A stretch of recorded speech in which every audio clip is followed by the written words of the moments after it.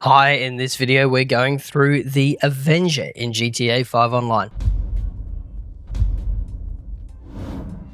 Hi and welcome back. My name's Dan and I'm an old grumpy gamer. Grand Theft Auto is a truly massive game. Between GTA 5 and the constant updates from Rockstar for GTA Online, there's no shortage of new content and interesting things to do. Join me then as we look at the Avenger Airborne Ops Center in GTA 5 Online. Before we dive in, if you're new to the channel, we do how-to guides, news and giveaways, so consider subscribing and ring the bell to stay up to date. The Avenger is a command center based on the US Osprey Vtol Heli, which is an absolute marvel of engineering and one of the most versatile aircraft ever conceived. So why on earth would you want to purchase an Avenger? Well, there's a few key reasons. The weapons workshop, so no need to head back to the bunker or agency to restock your Mark II ammo. You can bring the workshop to you. It's a great hidey hole. This thing can tank around 23 homing missiles or RPG rounds. So if you need to seek refuge while you're on the run, there are fewer places better. And the vehicle mods and transport. You can transport just about anything in the back of the Avenger, so it's super handy if you want to drop something heavy into a hot zone or arrive with a vehicle in perfect nick. So let's talk budget. Now the Avenger is, well, mobile, so we don't need to worry about a location. It's simply stored and modified in your facility. So that leaves us with a base price of $3,450,000. Next, we have some options for the crew and cargo hold, starting with the decor. Looking at the color scheme, we have a few options to choose from, with the base option included in the price, or you can pick from one of the other options at a flat $137,500. Next up, let's take a look at the weapons and functional upgrades, starting with the turret station. This little add-on will set you back $200,000 and is an absolute monster. This little blighter will rain down 50 cal explosive rounds at a really good rate, and with the different angles available, they're pretty damn good defensive measures too. The vehicle workshop is up next, and this allows you to upgrade and modify most standard size vehicles, up to and including the Insurgent Custom and Night Shark. Handy, but not absolutely necessary if you have somewhere else you can make the mods. If you go for this one, it will set you back $755,000. Finally, the weapons workshop. This is great for restocking Mark II ammo and upgrading weapons if you have a bunker, but only if you have a bunker. If you don't own a bunker, don't worry about spending the additional $245,000. It will be a waste of money. Now, because this is a vehicle, you also have the regular aftermarket options too. Armor, EMS upgrades, liveries, etc. But there are also some neat weapon add-ons, including bombs, countermeasures, and additional 50 cal turrets. So we can get away with the absolute minimum of $3,450,000 for the base model with no accessories. But all the Avenger is at that point is a glorified transport. The config I'd recommend, assuming you don't have a bunker, is the Avenger itself, a gun turret, cluster bombs, chaff countermeasures, additional turrets, and the handling and engine upgrades, which will set you back roughly $4,040,000. If you own a bunker and have done a few bits of research, then adding the vehicle workshop and the weapons workshop is a solid investment, bringing you to just shy of $5,100,000 all in. However, and it is a big however, this thing comes with a monster paywall. So you can't just buy the Avenger, you need to unlock the Avenger. And to do that, you need to own an operational facility, and to do that, you need to be a VIP, motorcycle club president, or a CEO. So that means you'll need to spend at minimum $200,000 on the Great Chaparral Clubhouse and $1.25 million on the Polito Bay facility plus upgrades. With that in mind, you're looking at a minimum additional spend of $1,450,000 before you can unlock the Avenger. But even then, as we discussed in our facility guide, $6,800,000 is a better price guide for this one. So if you don't already own a motorcycle club or a CEO's office and a facility, your actual out-of-pocket is more like $11,900,000. And considering there's no direct way to make money off the Avenger, that's a very, very expensive cost center. Dang.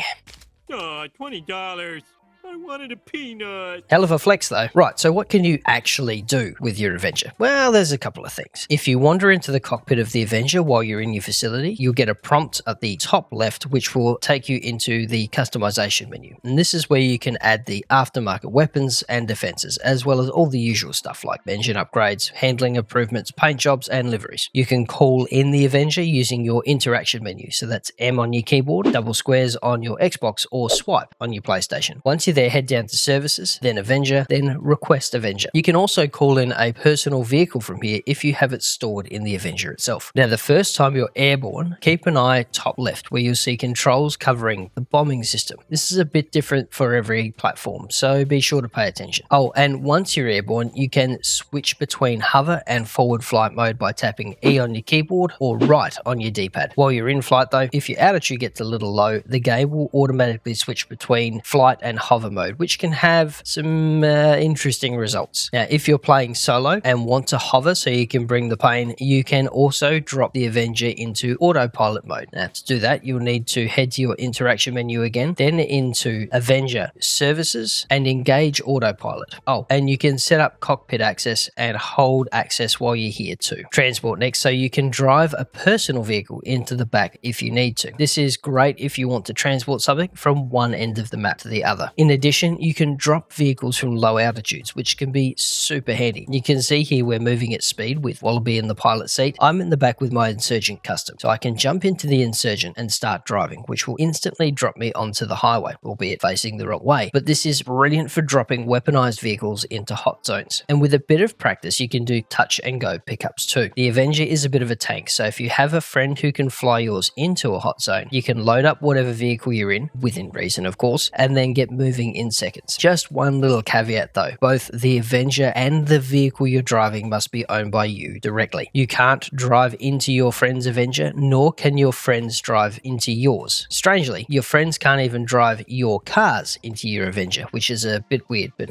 what are you going to do? While your vehicle is in the back, you can activate the vehicle workshop and customize your vehicle as well. And if you've unlocked specific upgrades via bunker research, you can install them here too. If you've been grinding bunker research, you'll also have unlocked some upgrades for your weapons. Now, the weapons workshop allows you to upgrade eligible pieces to Mark II, which increases firepower and opens up options for different ammo types. So you can refill your Mark II ammunition and change ammo types as well as regular weapon purchase. This is super handy if you're miles away from your bunker or agency because, let's face it, those explosive rounds only have very limited mags, and who doesn't like a Mark II sniper with thermal and E rounds? It's great fun. Also, one of the most fun things for free roam is the anti-griefing measures. It's better if you have 2 or 3 friends, but you can jump in the back and use the mounted cannons to take out clones if you've got a bit of a patience and a good aim. These have explosive rounds or E rounds similar to the MOC too, so they're always a good time. And given that you can gain serious altitude with the Avenger and move it around really readily, it means you can rain merry hell down from the heavens, taking out any really annoying griefers that camp on the top of the Maze Bank Tower with ease. So, is it worth it? Look, it seems to me like a whole lot of palaver for not a lot of game. Look, if you've already got a facility and a bunch of spare money, then it's a fun flex with a bit of utility, but it's a lot of money and you can do most stuff in other places. I certainly wouldn't be going out and buying a facility special though. And thanks for watching. Check out the video up the top for another guide or the one down the bottom for some more old Grumpy Gamer goodness. Stay safe, wash your hands, and we'll see you in the next video.